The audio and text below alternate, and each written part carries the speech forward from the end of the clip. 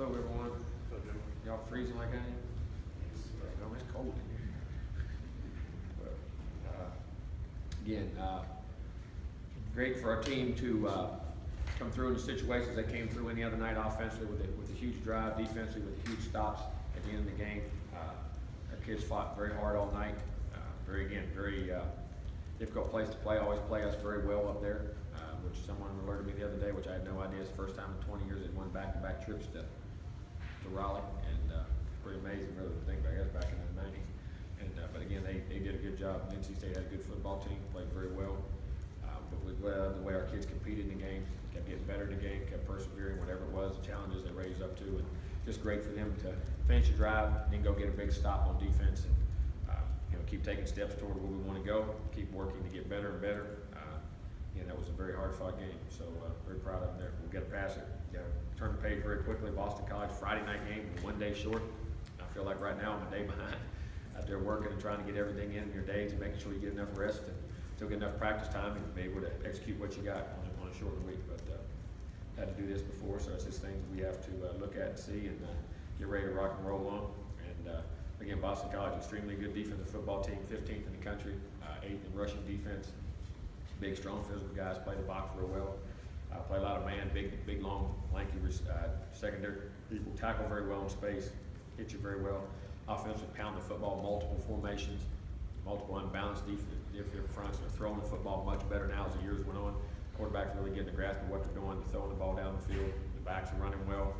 Throw a lot of, you always have the tight end throwbacks and things like that. They make you really play. So special teams extremely sound on defense. On special teams, play well, good returners. Punt returners very quick, very agile, gets the ball, gets north-south very quickly. Do a really good job in that regard. So we're going to have to get turned real quickly, get back on chore and move things up preparation-wise a day and be ready to rock and roll. So get to go very quickly. Questions? Jimbo, Boston College is like a lot of teams where we'll have a really good game and then the next week doesn't look so good. And when you're watching film, does that make it hard knowing what you're going to get out of it? Well, it's not that. Just sometimes guys, if some teams have hit some big plays on them and played some, and then last week, of course, the quarterback was so dynamic again, trying to get him on the ground, and then what they did, and then they threw the ball very well too. But again, what you're going to get. They're going to play you tough. They're physical. Every week though, even when they have been defeated, they're still the up front people play great. They play tremendous leverage, set edges on the defense, play inside with their hands very well, technique very physical. There's some guys who just got some space plays and be able to get ahead of them and then force them on offense to try to do some things they're not as used to doing, and then the game multiplies a little bit on them. But that's been the key. But they're very sound team and play very solid. Steve does a good job. Is the game plan for this game one of those that you try to get in early during the bye week to just let the team know about certain tidbits to look out for and prepare? During the bye week? Yeah. Oh yeah, we looked at some things in our future opponents and things that we had to do to get there. But you still couldn't put a game plan in because you still had games to go on, you still had the other games coming on. But we looked at things during that week, to try to give us a leg up. How did Wilson Bell do? Solidly, had a solid game. Had a couple mistakes on some things, but played very solid. It was good to get him back in there and did a nice job. He played a very solid football game. Were you happy overall with the pass protection? For the most part, yeah. We had a couple that we gave up, and a couple we had miscommunications on. We didn't get passed all the way down the line. On one of them, we had one of the sacks we got, and there was for the most part, I think that was the only one as far as the miscommunication goes. And we got beat once or twice, but there again, they're a good defensive front. They could rush the passer, but for the most part, we got the ball in and out for the we had to throw it, got it in and out of our hands, made good reads, got open quickly, and for the most part, got in the middle of guys and blocked very well, much better. Coach, when you look at your schedule, you have Clemson followed by NC State, and then on Friday, BC. Regardless of the teams, is this just a tough string of weeks? Oh, it is. You're going on the road and the quality opponents. We've had, we had as good a schedule as anybody in the country this year. But that's the strength of this league. I think this league is a very good league. And then you come back on those shortened weeks. Sometimes you come back on a Thursday. Now we're coming back on one day. But BC's got the same deal too. Now they got to travel, but they had an earlier game, so it's kind of give and take. But those are tough. This league, people, like I can say, people get to know you. People know how to play you. Matchups within the league, teams get used to playing each other, how they do things. It's going to be a tough road, there's no doubt. And turn around and go up to Syracuse, and we got to go all the way up to Syracuse and come back and then play a great Florida team. So it's going to be very challenging. How's Trey Marshall doing? What's his status for this? Good, I mean, they'll still evaluate him right now. We think hopefully that things will get cleared up, but you know, you never know. We thought it would be last week, but he's feeling much better, still doing real well. And, you know, we just wait and judge on how they come out with the exams, and they check them every day or 2 days. Is it magnified when he's not out there because you've got so many injuries in the secondary, just losing a Oh, Dalvin? no doubt. I mean, you're talking about three, you're talking about losing Nate Andrews, Trey Marshall, and Derwin James. I mean, you talk about those three guys. I mean, good calls. But that's why I was very proud of the guys. That's why Irvin Lane coming over doing what he's doing. AJ Westbrook has some nice plays, and Calvin Bruton. I mean, those guys just keep getting better and better. And you know, even Kyle and Everett Nickel doing those things. So, very proud of those guys, and they're stepping up, competing their tails off. Jimbo, before the game, Derwin was running around pretty well. Any closer or anything? That's all in the doctor's own timetable. There's no, it's what they feel, and they were upset that he was doing it. Yeah, because he feels really good, but again, their timetable, because if it tweaks or turns, you know what I'm saying, they were getting on him that they didn't want him to do it, you know what I mean? But he feels really good, but there's no, like I say, there's no, it's not like you can test it, like you can do a knee sometimes, like even when you ACL. You can actually judge those better than you can, because you know, you can test on Cybex machines, strength things, change of direction, you're running, you know what I mean? There's no gauges for cartilage on that. It's just amount of time for it to heal and make sure it sews up. I mean, that's the issue. You know, he's dying to go. But you know, the doctor's trying to be the protocols of how they do things. Jimbo, with 3 games left in the regular season, though, has there been any thought like just shutting them down or just taking a? I ain't been any thought of anything. He is shut down. I mean, he ain't doing anything. He's rehabbing, is what he's doing. I mean, he is shut down. He's not doing anything at all. So we'll have to judge and see when they say he's healthy to play, we'll play, and we'll judge. We're not even thinking about it because it hasn't even been brought up. It's not like it's a major ligament. It's just a piece of cartilage that they're trying to make sure it sews and it keeps it. All right, anything on Bobo? Any update for him? Yeah, Bobo had surgery this morning, so he'll be out. I mean, he'll be out. He had surgery, it seemed to go very well, and I think he's already on his way back home. Tough for obviously a senior to have. Oh, no doubt. I mean, like I say, how precious those things are. Sometimes, man, I don't want to do this, I don't want to do that, and all of a sudden it's taken away, and you realize how valuable it is to you. And I'm not saying it, I'm just saying, you know, it's a shame that the guy at the end of his senior year was having a really good senior year to have that happen. Jimbo, there's been vocal in the past about football games we play on Friday nights and interfering with high school games, you know, the decision that the Big Ten just made. I mean, kind of thoughts on playing on Friday? Big Ten's not making, TV's making these things. Understand something, it's the networks. I mean, that's who has your contracts and does things like that. And you agree with them because the financial things that goes with your conference. I mean, they're gonna saturate the field with games, and that's just the way it is. You're gonna see games on all nights of the week, Thursday, Friday, Saturdays, like the NFL. I mean, that's just the way of our world now, and that's it. I hate it just because of just the high school parts of it and the different short weeks. I mean, that's just, and no coach, I don't think any coach likes it, really. But that's just what we're in, and that's the world we're in. So everybody's got the same boat to deal with. Does it change, I mean, you can't have any recruits come in on a Friday night. You can. They can come in if they miss school or do it or come in, but I mean, it makes it very difficult. They have to miss school or whatever else. And, you know, with this being Veterans Day, most people won't have school. A lot of people don't have school on Veterans Day, I believe. I know Trey didn't, so I don't know. But public school's out. Yeah, I mean, so on that regard, being Veterans Day, but it makes it tough, don't it? I mean, it definitely does. I mean, it makes it much tougher. And then plus, most of them would play it. Jimbo, isn't the alternative you didn't play this, you probably would have gone on the road for a Thursday night game? Oh, probably. Yeah, most likely. I mean, you got a Thursday or Friday. I mean, either way. So, which I ain't crazy about those either. But, Did Bobo's situation get worse, or did you pretty much know? he tried to rehab it. It was there, and they just said, see if he could rehab it, see if the swelling could go out. Because just senior year to see if he could play, and he realized he couldn't, so they went ahead and had surgery.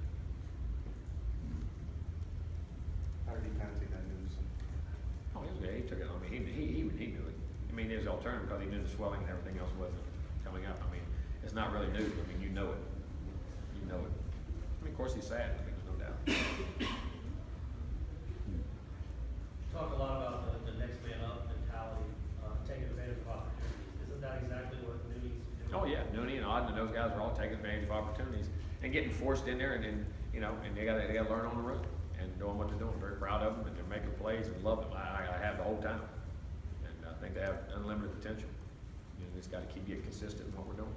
When you watch the film, were there more mistakes that we can see that AD was making? Was there what? No, he made some. I mean, Odd made some. They all made. I mean, every player makes some. But there's some, they got a critical situations, certain situations that when you're in tight games, they even get magnified more. You know what I'm saying? But at the same time, they're making those plays to keep you in those games too, and doing those things down there. I mean, and that's just that's part of coaching. And one of the fine lines of coaching all the time is how much do you give a guy, how much, and then you depend on a guy in key situations. It's easy to sit there, and even I've done it too. I mean, as a coach, why don't they put that guy in the game and play? He's still better. But at the end of the time, all of a sudden, a critical situation, he bites you. You know what I'm saying? But that's what it is, and that's coaching all the time. Trying to get him enough, put him in the right situations. But you never know till you do it. You got to let him go. It's just like I say, one day birds got to fly out of the nest, and they're doing that, and doing very well. Very pleased with the progress they're making. I mean, go out and make the plays and things they've been doing. Eliminated a lot of penalties in the last game. How do you continue to work like penalties and not having those costly penalties? Just discipline. I mean, just keep staying on guys, coaching the heck out of them, just like we do in practice. We have officials that every day at practice, they give us a list of things that we did wrong. If there's penalties, we evaluate our film, and whether you're holding your hands or your foot placement, if you jumped offside, you lined up. I mean, we have a daily requisite of that every day. That's why we have officials at every practice to go through all those scenarios. You just keep on guys about discipline and knowledge of what they're doing and confidence in what they're doing.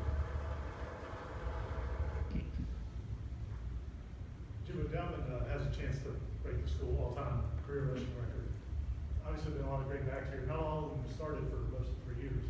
But what do you think separates him from maybe some other great backs? I don't know. I don't. When you start saying who's better, guys have records, but to say who's better, I think you're going down a slippery slope. That's why I don't ever like to compare players, eras, when they play together. Everybody's been great in their own regard, but I mean, to have his name put out there with some of the guys that he's in company with right now shows you how elite he really is. I mean, whichever one you like the best of those guys, but he's definitely one of those guys that's one of the elite guys that's ever played here. I mean, he's so dynamic. He's learned to catch it. He catches the ball well now.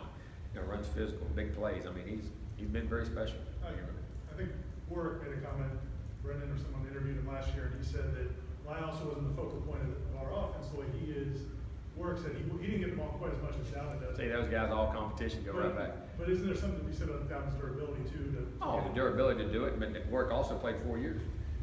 I mean, Dalvin's doing played 3. And when Warwick played a lot of ball, and they ran a lot when he was a freshman too. He carried it a lot. Dalvin didn't even play till 6 games as a freshman. He wasn't. Last year he was the focal point. He became the focal point at the end. And what he did. The first year he wasn't. He had 1,000 for about a half a year, and we had Jameson threw the heck out of the ball. So I mean, from that dynamic, I mean, he's a very special player, one of the unique guys. Both of them, him and Warwick Dunn, and Greg Allen. You go back to Sammy Smith. I mean, all of them. I mean, I don't know who all's on that list. It's crazy. But to be associated with those names is quite an honor. They're all great in their own regard. Let's take a couple from the callers. Matt? Hey Jimbo, one other Dalvin question here. Whenever his career ends with you all and you look back on it later, what do you think are the first couple things that are going to jump into your head about his career? How dynamic he was, how explosive he was, how consistent he was. I mean, extremely consistent in how he played week in, week out. Very dynamic, very explosive, game changer, and a tremendous competitor. What's the most impressive thing you ever saw him do in a game or in practice or what have you? There's no one certain thing. To me, the most impressive thing is how consistent he is doing it. I mean, how he does it over and over and over and over again. We all say, well, that's just Dalvin. To me, that's a sign of greatness. Is when you start to take that greatness for granted. And to me, that's the most impressive thing I ever seen him do. How hard he works, but just how consistent he is at being dynamic, which is extremely, extremely hard, especially when everybody in the world's trying to stop you. Thanks, Jimbo. Thank you. Gary? Yeah, Jimbo, will it hurt your recruiting in any way that you have this one home game where obviously you won't be able to bring in as many high school kids because they're going to be playing somewhere? I don't think so. I really don't. I mean, I don't think there'll be anything. I mean, because recruiting now is done.